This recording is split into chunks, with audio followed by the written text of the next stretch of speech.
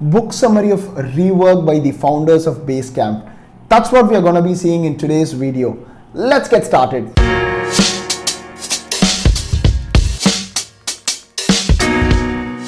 Hey folks, welcome back to my YouTube channel. I'm Praveen Ramesh, and on this channel I speak about non-fiction books, I summarize books, I review them, and I also give you reasons to read those books. And I also speak about lessons that I am personally implementing by reading these books. I find it immensely useful. I hope you do too. So as I said at the start, today we're going to be speaking about a book called Rework, which I read like probably 1.5-2 years back.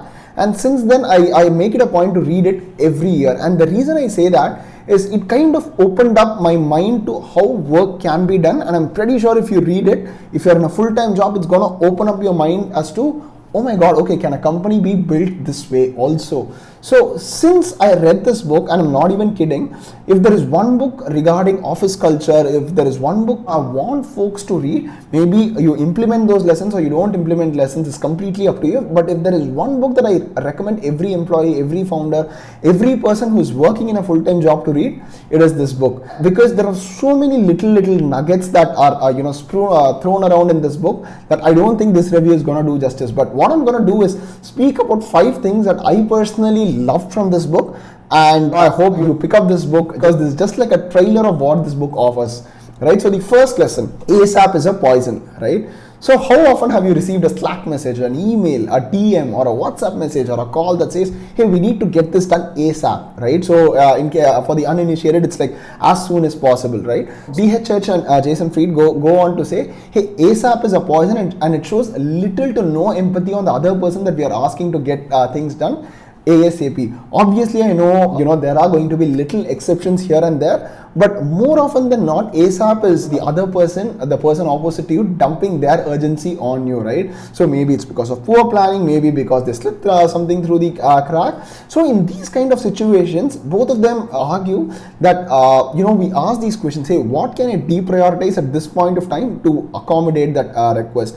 Can I still deliver on all the promises that I've made to the company and my team by taking in this ASAP request?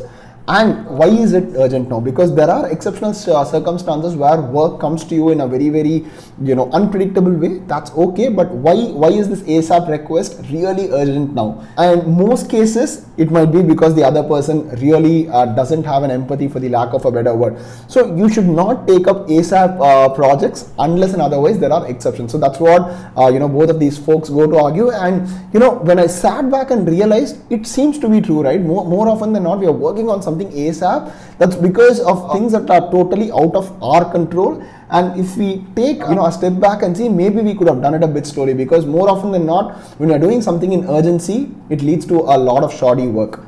Second thing, planning is guessing. This is one of my favorites, right?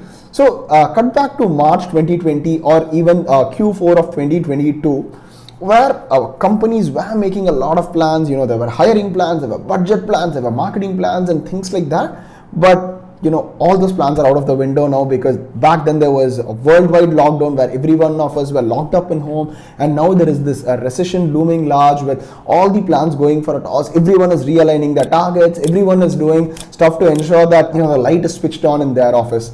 DHS and Jason Fried go to say, hey, planning at best is just about guessing. You might be the best person on Excel, you might be the best person with presentations and things like that, but by planning so much, at best you're just guessing what you're going to do. Instead, what they suggest is have a 60-day plan to just keep executing and pivot along the way based on the challenges that you're facing, right? 6 months plan, 3 months plan, 1 year plan are all going to be out of window, because we are operating with a huge unknown of what's going to happen 3 or 6 months down the line. So I think, if I'm not wrong, they suggest we operate with a 45 to 60 day planning window. So even in their company, they plan for, hey, what are we going to be doing for the next 45 days as opposed to what are we going to be doing for the next 4 or 5 quarters. So that's the second biggest lesson that I love. Third one, inspiration is perishable. The reason I love this lesson is, like most things in life, and I think I read this in one thing also, energy and inspiration is very perishable. I'm doing this video at this point of time on a weekend, on an afternoon or an evening, because I feel very inspired and I feel I have this energy now. Maybe you ask me to do this at 8:30 in the night, I'll probably be like, okay, you know what, I already have some amount of Monday blues for what I'm going to be doing tomorrow and the whole week that follows. So I have a lot of things going on in my mind. So at best, you know, you need to know when your inspiration and your energy levels are at its peak, and get your most important things done. It could be your personal work, it could be your professional work, whatever is important to you at that point of time, you know, get it done, because inspiration and willpower and energy are all perishable. So that's why you are able to do a lot of things with a lot of enthusiasm when your energy levels are high, as opposed to late in the night or early in the morning and things like that. Fourth one, don't be a hero.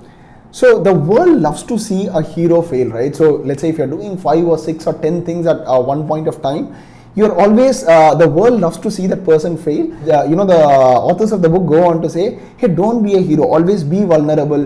Don't be afraid to admit about things that you don't know. Don't be afraid to admit that you are wrong and things like that. But that way, you show to people that you are also human, right? I see this with a lot of my friends and colleagues and people, where they're very, very hesitant to, you know, be coming forward that, hey, I was wrong at this point of time. Yes, I screwed up. Let me see how I can correct it, or let me see how I can not do it in the future, right? But rather, by not owning up your mistakes, by not being vulnerable, you're creating a you know, a heroic image of yourself, and then the world loves to see such a person fail. So the moment you're vulnerable and you know, you are projecting a true self, that, you know what, I might be a founder, I might be an employee, I might be a manager, director, vice president, or whoever, but I am vulnerable, I am prone to mistakes.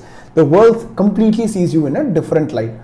Fifth one is picking a fight, and I think this is something that the founders of Basecamp are completely known for.